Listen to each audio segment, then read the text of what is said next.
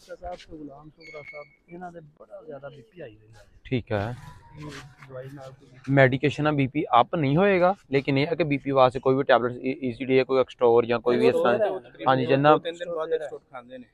ਉਹ BP daily check ਕਰਨਾ routine wise ਰਵੇ ਬੀਪੀ ਲੇਕਿਨ ਮੈਡੀਕੇਸ਼ਨ ਨਾਲ ਮਜ਼ੀਦ ਅਪ ਨਹੀਂ ਹੋਏਗਾ ਲੇਕਿਨ ਫਿਲਹਾਲ ਉਹਨੂੰ ਮੈਡੀਸਨ ਨਾਲ ਕੰਟਰੋਲ 'ਚ ਰੱਖਣਾ ਜਿਵੇਂ ਬਲੱਡ ਦੀ ਸਰਕੂਲੇਸ਼ਨ ਮੈਲਟ ਹੁੰਦੀ ਜਾਏਗੀ ਵੈਸੇ ਵੈਸੇ ਆਪਣਾ ਲੈਵਲ ਤੇ ਹੁੰਦਾ ਜਾਏਗਾ ਠੀਕ ਹੋ ਸ਼ੂਗਰ ਵਾਲੀ ਹੈ ਪਾਣੀ ਨਾਲ ਹਾਂ ਸਾਦਾ पानी ना सुबह शाम ठीक हो पट्ठियां का भी मसला सी है फिलहाल सिर्फ उनको शुगर के लिए दी है जैसे ये शुगर ਪੈਂਦੀ ਪੱਠਿਆਂ ਨੂੰ ਸਰ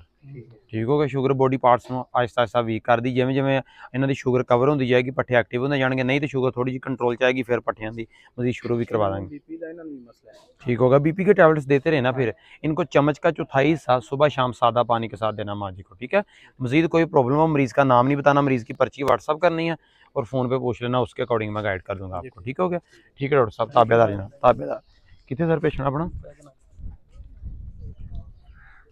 ਚੱਲਦਾ ਨਹੀਂਗਾ ਮਰੀਜ਼ ਪੇਸ਼ੈਂਟ ਦੇ ਕੋਲ ਤੁਸੀਂ ਹੁੰਦੇ ਕੌਣ ਹੁੰਦਾ ਇਹ ਬਾਬਾ ਜੀ ਹੈ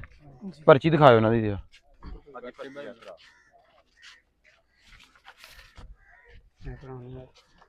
ਇਹ ਦਵਾਈ 8 ਦਿਨ ਖਾਧੀ ਆ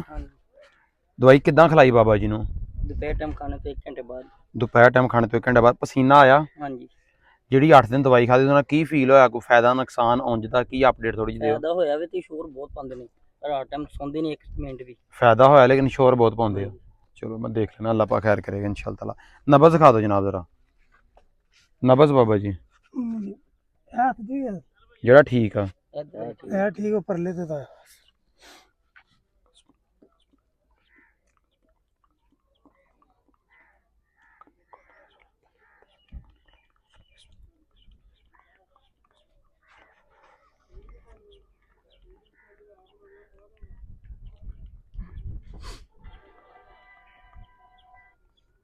ਏਜ ਕਿੰਨੀ ਬਾਬਾ ਜੀ ਦੀ 50 ਸਾਲ ਪਸੀਨਾ ਕਿੰਨਾ ਕੁ ਆ ਰਿਹਾ ਇਹਨਾਂ ਨੂੰ ਕਾਫੀ ਆਂਦਾ ਪਸੀਨਾ ਕਾਫੀ ਹੁੰਦਾ ਮਸਲਾ ਹੈ ਕਿੰਨੇ ਟਾਈਮ ਤੋਂ ਇਹਨਾਂ ਨੂੰ 4 ਮਾਹ 4 ਮਾਹ ਤੋਂ ਚਲੋ ਮਾਸ਼ਾਅੱਲਾ ਅਲਹਮਦੁਲਿल्लाह इंप्रूवमेंट आ रहे अल्लाह पाक मुकम्मल करम करेगा मैं क्या माशाअल्लाह बिल्कुल सारे ठीक हो जाएंगे हले 8 दिन ही खाधी है ना चलो अल्लाह खैर करेगा केड़ा इलाका अपना जी साहीवाल अड्डा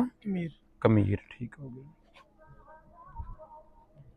आप पर्ची लाओ जनाब मैं समझा देना मजीद अल्लाह पाक